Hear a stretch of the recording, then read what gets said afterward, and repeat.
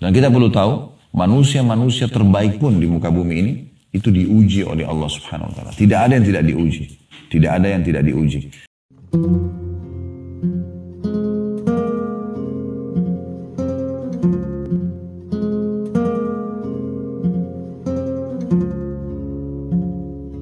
Assalamualaikum warahmatullahi wabarakatuh. Alhamdulillah, selalu saja kita memuji Allah Subhanahu wa taala atas segala nikmat yang dilimpahkan kepada kita. Dan nikmat ini tidak terhingga. Terkhususkan lagi nikmat Islam dan iman, di mana dengannya kita mengenal Tuhan kita Allah Subhanahu wa taala, dan akhirnya kita punya panduan hidup, tahu mana yang boleh dan tidak boleh selama hidup di dunia, dan juga tahu target utama kita adalah kembali kepada Allah di akhirat sana, dan insya Allah menuju ke tempat terbaik yaitu surga. Dan kita sebagai orang beriman diperintahkan agar bagaimana setiap orang di antara kita menikmati nikmat Allah Subhanahu wa taala dan bersyukur kepadanya. Baik teman-teman sekalian, kita akan masuk ke bahasan kita tentang masalah penerimaan terhadap takdir atau sabar. Kita akan mulai dulu dengan masalah penting untuk difahami. Ya.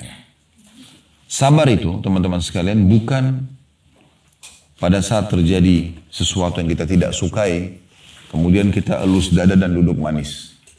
Misalnya ada orang sakit, sabar ya, suruh duduk aja. Atau kita mengatakan, sudah saya sabar saja. Karena saya belum dapat kerjaan misalnya. Dia duduk aja, nganggur. Itu keliru. Penempatan sabarnya salah. Tapi sabar itu adalah menerima takdir Allah, kemudian ikhtiar mencari jalan keluar. Contoh misalnya, kita tidur malam hari sehat-sehat saja. Begitu bangun pagi hari kita flu. Di sini ujian sedang datang. Sabar. Gimana sabarnya? Terima dulu. Oh, Allah sedang menguji saya. Lalu ikhtiar. Minum obat, minum teh hangat. Nah, itu namanya sabar. Dan juga menahan lisan dari keluh kesah. Karena kalau orang berkeluh kesah tentang ujian datang kepadanya, semua orang diberitahukan, maka seperti dia sedang mengeluhkan Tuhannya yang sedang menguji dia. Dan ini tidak boleh. Tidak boleh sama sekali. Makanya dalam Islam masalah sabar ini betul-betul ditekankan definisinya. Ya. Ibrahim Al-Khawwas ya, rahimahullah mengatakan, hakikat sabar adalah teguh di atas kitab, Alkitab dan Sunnah. Maksudnya mengikuti panduan Al-Quran dan Sunnah, wahyu. Bagaimana panduannya? Kayak tadi saya katakan. Semua orang akan diuji. Mustahil ada orang tidak diuji. Cuma memang ujiannya terbagi dua. Ada yang ujian memang murni dari Allah Subhanahu wa taala untuk menguji iman seorang hamba sehingga ini bisa membersihkan dosanya dan juga mengangkat derajat dari surga. Ada derajat di surga teman-teman sekalian tidak bisa dijangkau kecuali dengan ujian dan sabar. Mungkin tidak bisa dengan 100 tahun sholat, 100 tahun puasa, tapi dengan 10 tahun sakit bisa dia sampai derajat itu. Makanya ada hamba yang rutin berobat terus selama 10 tahun. Karena itu untuk derajatnya di surga. Dan kalau dia tahu ternyata untuk itu, dia akan bisa menerima dengan luar biasa. Karena ada dalam hadis Bukhari, seorang wanita berkulit hitam, disebutkan dalam hadis begitu, dia datang kepada baginda Nabi SAW dan mengatakan, ya Rasulullah, sungguhnya saya kena penyakit epilepsi, ayan. Tolong doakan agar Allah sembuhkan saya. Apa jawaban Nabi SAW? Kalau kau mau, saya bisa doakan. Detik ini saya doakan sembuh. Langsung seketika, karena mujizat. Tapi kalau kamu bersabar, maksudnya terima dulu ini sebagai ujian dari Allah, sambil kamu ikhtiar. Tetap berobat, ya. Maka bagimu surga. Maka kata wanita tersebut, kalau gitu saya sabar ya Rasulullah. Karena dia punya keimanan, langsung dia terima itu. Tapi ya Rasulullah, kalau begitu, minimal, saya kalau sedang kambuh, sering tersingkap aurat saya. Doakan agar jangan aurat saya tersingkap. Maka Nabi SAW pun mendoakan dia. Jadi ini luar biasa nih. Ya. Bagaimana Islam datang mengajarkan seperti itu. Kemudian juga pada saat Atha rahimahullah, seorang ulama tabi'in yang ada di Mekah sini, pernah ditanya tentang sabar itu apa. Beliau mengatakan sabar adalah menyikapi musibah dengan adab dan cara yang santun dan baik. Maknanya, jangan dengan marah-marah, jangan dengan menghardik diri sendiri, sibuk menyalahkan orang-orang sana sini. Nggak ada gunanya. Ada ujian yang kedua, disebabkan karena perbuatan kita. Sehingga Allah datangkan sebagai peringatan. Ya. Dan umumnya ini biasanya apa yang kita lakukan pada orang terjadi pada kita. Nah, kita pernah gibah orang, jangan heran satu waktu kita digibah. Kita pernah pukul orang, ya kita akan dipukul juga. Itu biasa. Kita pernah menipu orang, kita akan ditipu. Kama tadinu tudan. Ya. Sebagaimana kau berperilaku, maka akan seperti itu. Dan ada banyak riwayat menyebutkan tentang masalah dari baginda Nabi SAW. Ya. Bagaimana kalau seseorang itu menilai atau menyalahkan atau apalah tentang orang lain, ya, yang sejenisnya, maka dia tidak akan meninggal kecuali akan menimpahnya. Oleh karena itu teman-teman sekalian, hati-hati, jangan sibuk mengolok-olok orang, ya, menilai kesalahan orang. Bukan tugas kita itu. Kalau ada kesalahan dari orang, tugas kita atau kekeliruan, maka tugas kita adalah menasihati, memandu dia, berbagi agar dia bisa, ya, menemukan solusinya. Ya. Jadi kita bisa seperti itu. Kemudian kita bersyukur kepada Allah Subhanahu Wa Taala karena sedang tidak menimpa kita. Sebagaimana Nabi SAW bersabda, siapa yang melihat satu kekurangan atau ujian pada seseorang yang tidak menimpa dirinya, maka hendaklah dia mengucapkan, Alhamdulillahilladzi afani mimma btala bihi. Segala puji bagi Allah yang telah menyelamatkan aku atas apa yang diujikan kepada orang ini. Wa faddalani ala katsirin mimma khalaqa tafdila. Dan telah mendahulukan aku dengan kelebihan yang banyak dibandingkan makhluk-makhluknya yang lain. Itu yang kita dianjurkan. Jangan malah kesalahan orang, kekeliruan orang, atau kekurangan orang kita jadikan sebagai bahan olokan. Nah, bisa kembali kepada hadis tadi, kalau kita jadikan seperti itu, satu waktu pasti akan menimpa kita juga. Jadi harus hati-hati. Nah, dalam istilah agama kita ini sering kami sampaikan di pengajian ada istilah syamata. Syamata itu menganggap remeh. Bahkan kalau pasukan Islam sedang bertemu dengan pasukan kafir pun, dilarang pasukan Islam menganggap remeh pasukan kafir. Nabi SAW sering berlindung mengatakan, dan aku berlindung kepadamu ya Allah, min syamata tidak ada, dari menganggap remeh pasukan. Jadi nggak boleh sama sekali.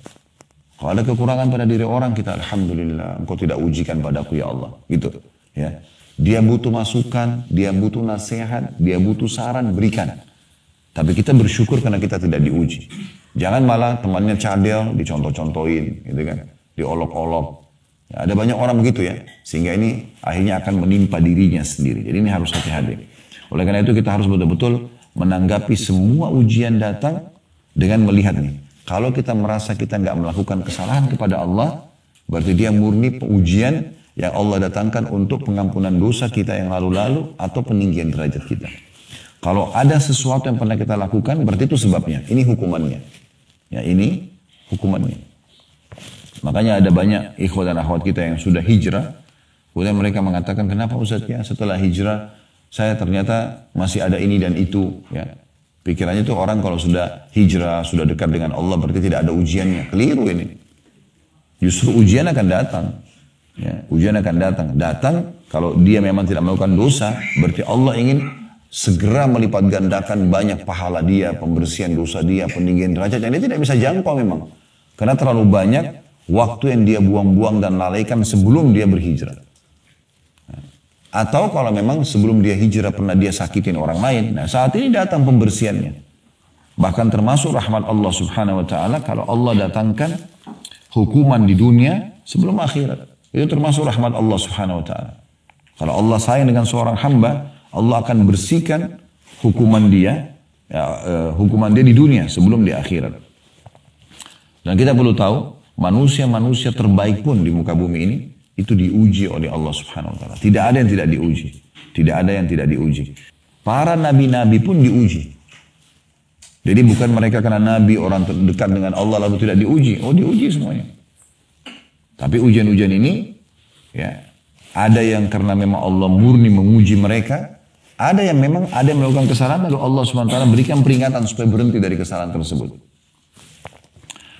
Dalam surah Al-An'am ayat 34 Allah berfirman, saya bacakan, walaqad kudzibat rusulun min qablika fasabaru ala ma kudzibu wa udzu hatta atahum nasruna wa la mubaddila li kalimatillah wa laqad ja'aka min naba'il mursalin. Ini Allah SWT kokohkan hati Nabi Muhammad SAW dengan ayat ini. Karena Nabi SAW diuji sama Allah SWT. 13 tahun fase dakwah di kota Mekah yang kita sekarang ada. Kita bisa rasakan ketentraman seperti ini. Pembangunan renovasi masjid haram luar biasa. Kita bisa tawaf, kita bisa sa'i, kita bisa ibadah. Ini tidak terjadi di awal Islam. 13 tahun awal Nabi SAW menyampaikan agama di sini. Itu luar biasa ujiannya, luar biasa.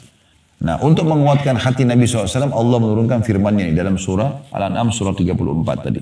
Saya bacakan kembali, ya, atau terjemahan langsung karena sudah baca ayat tadi ya. Dan sungguhnya telah didustakan pula rasul-rasul sebelum kamu, hai Muhammad.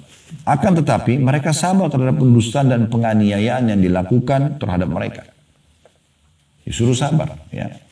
Sampai datang pertolongan Allah kepada mereka, tidak seorang pun. Jadi di sini perlu digarisbawahi kata para ulama, Allah mengatakan sampai datang pertolongan kepada mereka. Artinya akan datang pertolongan bila orang itu sabar. Gitu. Ya. Tidak ada seorang pun yang dapat merubah kalimat-kalimat atau janji-janji Allah. Dan sungguhnya telah datang kepadamu sebagian dari berita Rasul-Rasul itu. Maksudnya, setelah sampai kepada berita ini, hai Muhammad, maka pastikan, ya, engkau juga harus bersabar sebagaimana mereka bersabar. Daqqaq, Ad-Daqqaq rahimahullah, nama seseorang ya, Ad-Daqqaq rahimahullah berkata, hakikat dari sabar yaitu tidak memprotes sesuatu yang sudah ditetapkan dalam takdir. Adapun menampakkan musibah yang menimpa selama bukan untuk berkeluh kesah kepada makhluk, maka hal itu tidak meniadakan kesabaran. Maksudnya, kalau kita lagi sakit lalu kita konsultasi pada dokter, itu bukan tidak sabar. Itu salah satu bahan ikhtiar. Yang penting kita terima dulu, oh Allah lagi uji saya dengan sakit nih, kita terima dulu. Dan kita menikmati proses ujian itu sebagaimana kita nikmati kalau nikmat sedang ada. Ya. Sebagaimana kita merasakan nikmatnya makan makanan yang lezat, di saat kita lapar kita nikmatin proses lapar itu sampai nanti ikhtiar mencari dan Allah hilangkan rasa lapar tadi. Maka dua-dua ini sama, berimbang dalam kita menikmatinya. Gitu. Menikmati proses ujian itu luar biasa itu. Ya. Luar biasa. Akan membuat orang belajar banyak sekali dari kehidupan dia. Misalnya dia kalau lagi sakit, dia terus merenungi hikmah apa yang bisa saya ambil ya. Oh enak sekali, sekarang kita lagi flu dengan demam misalnya. Atau meriang. Begitu di depan kita ada orang minum air es. Enak benar orangnya. Kita dulu juga begitu. Nah dengan sakit kita bisa jadi tahu nilainya itu kan. Jadi pada saat sehat nanti kita lebih menjaga, kita lebih bersyukur. Memang begitu. Kalau Allah tidak pernah datangkan ujian teman-teman sekarang kita akan kufur nikmat semuanya. Orang akan kufur gitu. Tapi dengan ujian datang dia jadi belajar. Kalau dia punya Tuhan yang mengatur, dia juga harus kembali kepada Tuhannya. Dia harus bisa melalui dengan baik. Nah, itu poinnya. Nah, tapi kalau orang misalnya menyampaikan kepada semua orang, ada yang sedang menimpa dia, satu kampungnya semua tahu masalah dia. Maka orang ini seperti sedang mengeluhkan Tuhannya. Padahal Allah SWT menguji dia untuk justru meningkatkan derajat dia. Harusnya dia bisa menerima itu. Ya. Ini kurang lebih 3 pendapat ulama ini dinukil dari kitab ya, Al-Minhaj Syarah Sahih Muslim tentang pernyataan mereka berhubungan dengan masalah sabar itu sendiri. Syekh Shalih Al-Fauzan hafizahullah, salah satu ulama di Saudi yang masih hidup, beliau mengatakan kurang lebih terjemahannya, sabar itu secara bahasa atau etimologi adalah menahan diri. Menahan diri. Baik dari keluh kesah lisan, ya, sikap tangan, ya, seperti memukul-mukul badan. Ya. Dan Allah SWT berfirman kepada nabinya yang artinya sabarkanlah dirimu bersama orang-orang yang berdoa kepada Rabb mereka. Maksudnya adalah tahanlah dirimu untuk tetap bersama mereka. Adapun di dalam istilah syariat atau terminologinya, sabar adalah menahan diri di atas ketaatan kepada Allah Subhanahu wa taala dan untuk meninggalkan kedurhakaan atau kemaksiatan kepada Allah. Jadi ini memang penjelasan para ulama gamblang atau gamblang sekali tentang masalah sabar ini. Ibnu Rajab menjelaskan sabar itu memang ada tingkatan-tingkatan juga ya, dan ada ragamnya. Beliau mengatakan sabar ya, yang dipuji ada beberapa macam. Yang pertama sabar di atas ketaatan kepada Allah Azza wa Jalla.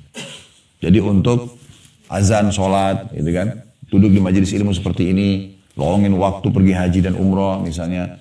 Apa saja, bangun tengah malam sholat, ya. Itu butuh kesabaran dalam ketaatan kepada Allah Subhanahu Wa Taala. Jadi memang kita butuh sabar untuk melakukannya. Kemudian yang kedua, sabar dalam menjauhi kemaksiatan kepada Allah Azza wa Jalla. Setiap orang di antara kita pasti punya peluang untuk berbuat dosa. Tapi pada saat peluangnya datang, dia bersabar. Jangan dia iakan. Diajak untuk menipu, diajak untuk berzina, diajak untuk ini dan itu dia tolak, dia sabar. Nah. Kemudian sabar dalam menanggung takdir yang terasa menyakitkan. Ya. Ini juga bagian daripada sabar itu sendiri. Karena umumnya ujian tidak menyenangkan. Orang sakit misalnya, ya. Orang diganggu orang lain. Ya. Memang tidak nyaman, tapi sedang terjadi. Solusi terbaik adalah sabar. Terima itu sebagai ujian dari Allah, kemudian ikhtiar cari jalan keluar. Ya. Nabi SAW dicaci maki oleh orang-orang munafik selain orang-orang kafir pada saat itu. Dan bahkan setelah pembebasan kota Mekah, setelah menguasai kota Madinah, Nabi SAW masih diganggu. Sampai menjelang wafat pun Nabi SAW masih diganggu oleh orang-orang munafik. Itu banyak sekali. Ya. Kisah-kisah yang berhubungan dengan masalah ini. Apa yang Nabi sampaikan, orang munafik mengatakan Muhammad ini ngawur. Masa ngomong gitu, masa bilang begini. Begitu-begitu. Yang tidak sopan kepada Nabi SAW. Sementara para sahabat Nabi Ridwanul Alim yang betul-betul mereka beriman kepada Allah dan Rasulnya, menatap wajah Nabi saja mereka tidak berani. Bahkan digambarkan ya, oleh beberapa tokoh Quraisy. Seingat saya namanya Urwah bin Mas'ud. Dia adalah dutanya Quraisy. Dia mengatakan, wahai Quraisy, saya telah mendatangi Kaisar Romawi, Kisra Persia, Najasyi di Ethiopia. Tapi saya belum pernah melihat ada orang-orang yang menghormati pimpinan mereka sebagaimana para sahabat Muhammad menghormati Muhammad. Jadi mereka bahkan tidak berani memandang wajahnya. Pada saat jalan mereka mendahulukannya. Dan kalau jalan di bawah terik matahari mereka menaunginya. Bahkan kalau Muhammad berwudu dan mengeluarkan riaknya, habis kumur-kumur mereka memperebutkan dan menggosok di badannya. Tapi ini Nabi SAW. Ya. Ini Nabi, bukan riak saya, bukan riak siapapun. Ini Nabi SAW. Jangan dipukul rata. Nggak boleh. Kalau kita hidup di masa Nabi SAW, kita bisa tabarruk, mengambil dari Nabi SAW. Tapi para sahabat begitu, saking memuliakannya, baginda Nabi SAW. Gitu kan. Ini orang-orang beriman memang menghormati Nabi SAW. Tapi orang-orang yang munafik tidak seperti itu. Ya. Jadi kita harus sabar juga. Yang ketiga dengan ujian yang datang. Memang menyakitkan dalam ujian harian. Ya. Dan ini adalah lazim terjadi. Siapa di antara kita yang tidak pernah sakit? Siapa di antara kita yang tidak pernah ditipu? Siapa di antara kita yang tidak pernah digibah? Yang tidak pernah difitnah? Siapa di antara kita yang orang utang semuanya bayar? Kalau ada coba angkat tangan. Ada nggak? Saya mau kasih mic untuk bicara. Coba jelasin. Oh iya Ustadz, saya memang nggak pernah sakit. Wah itu coba. Atau saya memang selama hidup nggak pernah ditipu. Nah, saya nggak pernah keseleo. Nah, saya nggak pernah difitnah. Coba. Siapa di antara kita yang melalui rumah tangganya terus nggak pernah cekcok? Ada? Ada, masya Allah. Mana? Coba. Iya. Ternyata ada saja. Dan itu terjadi pada Nabi SAW. Ya. Tapi pada saat sedang datang, kita jadikan sebagai bahan. Kita langsung gini, lihat. Oh ujian ini ternyata saya kayaknya nggak buat salah nih. Oh berarti murni ujian dari Allah. Udah sabarin aja, terima. Berarti ini peninggian derajat nih. Setiap ujian ini, di ujung jalannya ada satu hadiah besar. Tapi prosesnya sabar. Kalau selama perjalanan keluh kesah terus tidak ada manfaat. Apa kata Umar radhiyallahu anhu? Dia tidak akan dapat bonus itu. Kata Umar, orang dalam menghadapi ujian terbagi. Ada orang yang dia bisa menerima itu sebagai putusan dari Allah Subhanahu wa taala. Maka yang dia dapatkan adalah dia mendapatkan pahala. Dia mudah dalam melalui prosesnya dan dia akan dapat jalan keluarnya. Sekarang kita lagi sakit. Oh Allah lagi uji saya. Udah, dia tenang aja. Dapat pahala. Karena menerima sebagaimana Allah kasih dia kesehatan, Allah kasih dia sakit. Sebagaimana Allah kasih dia masa muda, Allah kasih dia masa tua. Ya, begitu terus ada ujian ini kan berpasang-pasangan. Maka dapat pahala. Yang kedua dia mudah melaluinya. Orang kalau tahu ini lagi diuji, ya sudah nikmati aja prosesnya. Toh pahala berjalan dan pasti menemukan solusinya. Atau yang kedua, orang nggak bisa terima. Dia dapat dosa kena protes keputusan Tuhannya. Dia sulit melaluinya karena semua keluh kesah dan tidak menemukan jalan keluarnya. Dia tidak ada opsi lain, gitu kan? Ibnu Hajar berkata, rahimahullah, sesungguhnya Allah memiliki hak untuk diibadai oleh hamba di saat tertimpa musibah. Sebagaimana ketika dia mendapatkan kenikmatan. Jadi, kalau kita sedang sehat, kita sedang melimpah nikmat baik luar biasa, kita harus pakai itu dalam ketaatan. Sebagaimana kita jelaskan kemarin di syukur. Tidak pantas seorang hamba yang diberikan harta, diberikan kesehatan, kekuatan, dipakai dalam dosa. Tidak pantas. Karena ini lagi diberikan fasilitas gitu kan. Sudah dipakai pada ketaatan. Nah beliau mengatakan, begitu juga pada saat ujian datang. Di situ ada nilai ibadahnya sendiri. Yaitu dengan bersabar, menerima ini. Oh Allah lagi uji saya. Ya. Ibarat kita kalau mau naik kelas, kita diuji. Di sekolah, di kampus misalnya. Maka ujian ini kan untuk naik level nih. Nah orang kalau menerima itu sudah ujian, saya belajar, saya paksain diri, nikmatin prosesnya, nah dia dapat nilainya. Tapi kalau dia tidak mau, kalau saya nggak mau ujian deh, udah tidak lulus. Contohnya gitu. Dan beliau mengatakan, maka sabar adalah kewajiban yang selalu melekat kepadanya. Dia tidak boleh keluar darinya untuk selama-lamanya. Sabar merupakan penyebab untuk meraih segala kesempurnaan. Syekh As-Sa'di rahimahullah, seorang ulama di Saudi ini, tapi sudah lama meninggal beliau. Ratusan tahun yang lalu. Beliau ahli tafsir dan juga ahli akidah mengatakan, adapun sabar dalam menjalankan ketaatan kepada Allah dan sabar dalam menjauhi kemaksiatan kepadanya, maka hal itu sudah jelas bagi setiap orang bahwasanya keduanya merupakan bagian daripada keimanan. Bahkan kedua hal tersebut merupakan pokok dan cabang daripada keimanan. Karena pada hakikatnya iman itu secara keseluruhan merupakan kesabaran. Ya, untuk menetapi apa yang dicintai Allah dan ridhoinya serta untuk senantiasa mendekatkan diri kepadanya. Jadi maksudnya sabar dalam mengerjakan ketaatan kepada Allah tadi yang jenis sabar yang pertama, dan sabar dalam meninggalkan dosa ini adalah bagian dari cabang keimanan, dan ini tidak mungkin kecuali dengan sabar. Ya, duduk pengajian begini dengarin 1 jam 2 jam duduk, padahal kita bisa tidur, bisa makan, bisa santai-santai, tapi kita sabarin. Begitu juga dengan ibadah-ibadah yang lainnya. Begitu juga dengan meninggalkan dosa-dosa. Setiap ada peluang datang, setiap orang kita pasti punya peluang berzina, berbohong, menipu. Pasti, nggak mungkin tidak. Dan terlintas dalam hidup kita. Tapi bagaimana kita bersabar pada saat itu. Kemudian juga, ya, beliau mengatakan, demikian pula sabar dalam menjauhi hal-hal yang diharamkan oleh Allah.